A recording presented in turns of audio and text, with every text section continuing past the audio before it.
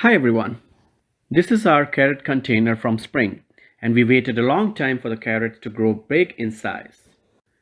That didn't happen, and eventually we pulled the carrots out. We were not happy with this harvest. As part of a succession planting experiment, we had two more containers planted in June. A couple months later, these two containers had lush growth on top, but same issue was going on with the roots.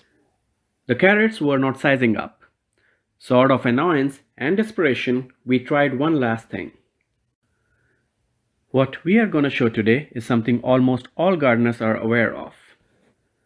But the impact of this technique was so apparent that it took us by big surprise and made the difference between success and failure. We want to show it in action to you so that you don't make the same mistake we made. We thinned them by pulling enough plants out so that whatever was left behind was about half an inch away from its neighbors. And 10 days later, to our surprise, the carrots started sizing up. On November 9th, we harvested a few and look at these beautiful carrots. This is Royal Chantenay variety, so it stays short but grows plump. We were just missing this important step of thinning the carrots out, and it made all the difference. We are still in awe. Here is another thing we experimented with and found success in, which saved us money and gave wonderful harvest. It is to reuse old potting mix.